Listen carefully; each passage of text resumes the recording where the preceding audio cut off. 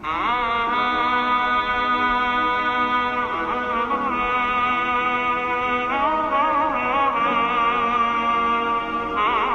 Nabi nak wafat, makin Nabi risau. Allah Ta'ala berjanji sebelum kiamat Allah limpahkan kekayaan dunia. Bila kekayaan dunia telah melimpah, umat Nabi berebut dengan dunia. Nabi beritahu, wallahi demi Allah wahai umat aku, lal faqru akhsha alaikum, aku tak takut kamu semua hidup miskin, walakin antum sata alaikumud dunya, yang paling aku bimbang, janganlah Allah buka kemewahan dunia pada umat aku. Sebab bila umat aku dibukakan kemewahan dunia, mereka tinggalkan agama, mereka tinggalkan Islam, tak ada risau dan fikir akhirat, maka di saat itu mereka akan berebut kekayaan dunia, berbunuh-bunuh antara satu sama lain. Mereka akan binasa seumpama umat sebelum mereka telah binasa. Tapi itu akan tetap berlaku. Dalam keadaan manusia dilimpahkan dengan kekayaan, Nabi kata dunia ini merosakkan hati manusia. Akhirnya hati yang baik berubah jadi seumpama binatang-binatang buas. Dan bila dunia telah masuk tuan-tuan dalam hati, manusia akan mula buat dosa. Nabi kata akhir zaman nanti, umat aku buat berpindah daripada satu dosa ke satu dosa yang lain, seumpama seekor burung yang bertenggek daripada satu dahan ke dahan yang lain. Tak rasa apa-apa buat dosa tuan-tuan, berzina, mencuri, minum arak, buat apa-apa dosa, seumpama lalat yang hinggap daripada satu tempat ke satu tempat yang lain. Sedangkan orang beriman, kata Nabi, buat satu dosa dia akan merasakan gunung yang tinggi sedang nak hempap di atas kepala dia. Itu orang beriman. Orang munafik tuan-tuan, buat satu dosa pindah-pindah tuan-tuan. Malam boleh tidur dengan nyenyak, pagi besok bangun selamba tuan-tuan. Tak ada nak taubat, tak ada nak istighfar, tak ada nak minta ampun dengan Allah, tak pernah rasa malu dengan Allah Ta'ala. Maka dalam keadaan itulah Nabi kata, muncullah iblis di tengah-tengah manusia. Iblis kata, maukah aku perintahkan kamu semua satu perkara? Waktu itu manusia dah mabuk dengan dunia tuan-tuan. Manusia kata, wahai iblis, perintahkan apa saja untuk kami lakukan. Iblis telah munculkan satu lembaga hantu tuan-tuan, jembalang yang paling besar tuan-tuan di hadapan manusia. Iblis kata, sembahlah ini berhala ini, Masya Allah. Di kali itu seluruh manusia tinggalkan iman, dan mereka telah beriman kepada iblis dan telah sembah patung tersebut tuan-tuan. Semenjak daripada hari itu, makin mereka durhaka pada Allah, makin mereka dikayakan oleh Allah, dimewahkan kehidupan mereka. Nabi beritahu di tengah-tengah manusia sedang sibuk dengan aktiviti itulah, sibuk dengan bisnes, sibuk dengan urusan dunia. Tiba-tiba dalam keadaan mereka sedang begitu, Allah Ta'ala perintahkan kepada Israfil AS, wahai Israfil, cukup sudah masa aku bagi pada manusia. Sekarang tiba masa aku nak jemput mereka balik. Sekarang tiupkan sangkakala. Maka Israfil AS, Nabi SAW pernah beritahu, mengapa satu orang sahabat tanya kepada Nabi, aku tak pernah tengok dalam kehidupan Tuan ya Rasulullah, kami tak pernah tengok Tuan menikmati kehidupan ini, enjoy macam orang lain.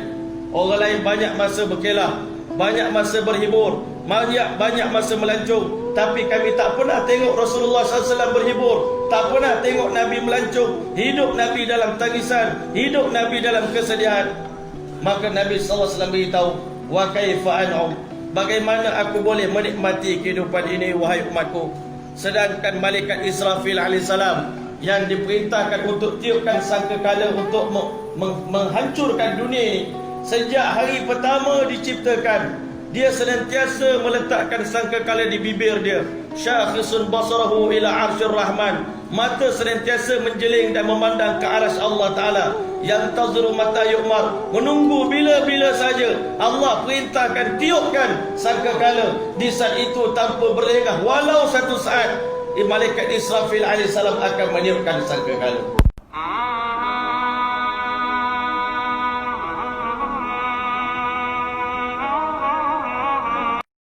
Kalau kita ada dua orang tua yang sudah tua, masih hidup sekarang ni, itu adalah hadiah dari Allah Ta'ala untuk kita. Itu adalah hadiah dari Allah Ta'ala untuk kita, demi untuk mengampunkan dosa-dosa kita, demi untuk memudahkan jalan kita menuju ke syurganya. Dosa lain banyak, salah lain banyak, ibadat lain pula sikit, tapi nak ke syurga, tak ada siapa tak nak ke syurga. Lalu itu Allah Ta'ala beri seorang ayah yang tua, seorang ibu yang tua, masih hidup di saat ini di hadapan kita. Untuk apa? untuk kita rintis jalan syurga melalui keduanya itu, atau melalui salah seorang dari keduanya itu. Kalau kita sampai mengabaikannya, jaga. Ba'udah, kamu juga binasa. Binasa tak jumpa jalan ke syurga ketika jalan itu berada di hadapan mata kita. Binasa tak jumpa jalan ke syurga ketika jalan itu kita sedang berdiri di permukaannya. Sebab itu kalau ada dua orang yang tahu salah satu daripada keduanya masih hidup, ni anugerah nikmat yang sangat besar dari Allah kepada kita semua. Jangan sekali-kali pernah kita merasakan beban. Apa dia tak berilah, apa dia minta berilah. Jangan sekali-kali kita rasa terbeban dengan permintaannya. Jangan sekali-kali kita rasa terbeban dengan masalah yang ada pada dia, kerana tuanya, kerana penyakitnya, kerana seleranya yang sudah berbagai-bagai. Masam tak mau, manis tak mau. Kurang garam dia kata tawar sangat, lebih garam dia kata masin sangat. Senyap dan tunduk di depan mereka. Siapa pun kita, tinggi mana pun kita mengaji, berapa besar kita punya ijazah, berapa tinggi kita punya pangkat, berapa ramai kita punya pengikut, tetapi dua orang makhluk keramat ini kalau ada di depan kita, you are nothing. Kita tidak ada apa-apa. Kita tidak ada apa-apa di depan mereka. Kalau dua ni tak reda, kalau dua ni tak reda, jangan harap kita dapat ke syurga Allah Ta'ala sebanyak mana pun amalan kita bawa, sebanyak mana pun amalan yang kita buat, sebanyak mana pun amalan yang kita kerjakan, setinggi mana pun ilmu yang kita pelajari. Kalau dua orang ni tak reda lagi, ba'udah, binasa.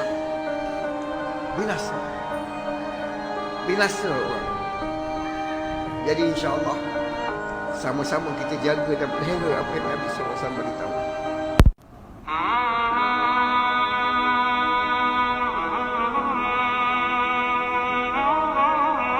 Allah Ta'ala tanya, cukupkah lagi? Cukup wahai Allah. Nak lagi tak? Cukup wahai Allah. Tak nak lagi dah. Tidak, kata Allah. Allah Ta'ala perdengarkan wahai Nabi Allah Daud, membacalah Zabur untuk ahli-ahli syurga. Setelah itu Allah Ta'ala panggil semua manusia duduk di satu hall, satu dewan yang besar, satu tempat yang indah. Maka Allah Subhanahu Wa Ta'ala menyatakan kepada mereka, sesungguhnya mempunyai pada hari ini aku haramkan kemarahanku ke atasmu. Kamu bebas buatlah apa saja yang kamu suka. Dan Allah Ta'ala mempunyai 70 hijab. Satu hijab dibuka daripada sutra, daripada emas, daripada air, daripada perak, daripada qudratullah dan azmatullah dibuka. Tiada lagi singkapan antara hamba dengan pencipta, kerana dialah aku taat, kerana dialah aku buat segala-galanya, kerana dialah aku berpuasa, kerana dialah aku menunaikan haji, kerana dialah aku bersalat malam, kerana dialah aku bersalat 5 waktu, kerana dialah aku bermujahadah di jalan Allah, kerana dialah aku buat segala-galanya. Maka hati ini membuat-buat untuk melihat pencipta. Allah Akbar. Di dunia Allah Ta'ala sembunyikan zatnya kepada kita. Kita diberitahu bahawa kamu taat, jangan tanya tentang zat aku. Imanu bihi wajibun wa kaifiyatuhu majhul. Kaifiat zat Allah itu majhul, tidak tahu. Serah pada Allah. Beriman kepada Allah hukumnya wajib. Wasu'alu anhu bid'atun. Soal tentang zat Allah bid'ah. Kata Imam Malik radhiyallahu an,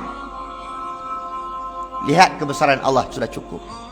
Tetapi pada hari tersebut Allah Ta'ala akan memperlihatkan wajahnya yang indah apabila keluarnya nur tajalli Allah. Maka semua manusia tersungkur sujud.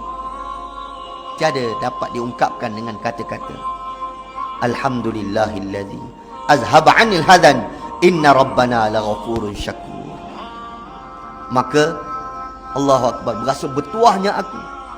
Hidup 50, 60 tahun. Kadang-kadang taat, kadang-kadang ingkar, kadang-kadang baik, kadang-kadang jahat. Namun begitu wahai Allah, dengan ihsanmu engkau kurniakan kepadaku syurga. Engkau letakkan aku di tempat yang mulia. Engkau golongkan aku bersama dengan siddiqin, syuhada dan salihin. Allahu Akbar. Tidak ada ungkapan yang dapat keluarkan dengan kata-kata. Maka Allah Ta'ala bagi tahu, angkat kepalamu, wahai hamba-hambaku. Allah Ta'ala iklankan, mulai pada hari ini aku haramkan ghadabi alaikum, kemarahanku ke atasmu. Wahai Muhammad, perdengarkan Yasin kepada ahli jannah dengan alunan suara lunak merdu baginda sallallahu alaihi wasallam. Maka semua sekali tersentak, daun-daun berhenti, air sungai, anharum min ma'in ghairi asin, sungai madu, sungai susu, sungai arak, sungai air tawar berhenti mendengar suara lunak merdu baginda sallallahu alaihi wasallam, sehingga sampai innama amruhu idza arada syai'an ayaqula kun fayakun. Maka Allah Ta'ala sendiri membaca Ar-Rahman, 'allamal Qur'an, khalaqal insan, 'allamahul bayan, asy-syamsu wal qamaru bihusban, wan najmu wasyajaru yasjudan, was samaa rafa'aha wa wada'al mizan. Dan Allah Ta'ala ungkitkan, fabi ayyi ala'i rabbikuma tukadziban. Nikmat Allah yang manakah yang kamu dustakan wahai hambaku? Nikmat aku yang manakah yang kamu dustakan wahai hambaku? Allah Ta'ala ulang. Tabaraka rabbika dzul jalali wal ikram, kata Allah. Maka Allah Ta'ala haramkan kemarahannya ke atas hamba-hambanya. Maka sekarang bersukalah kamu, beriang rialah untuk ever and forever, untuk selama-lamanya.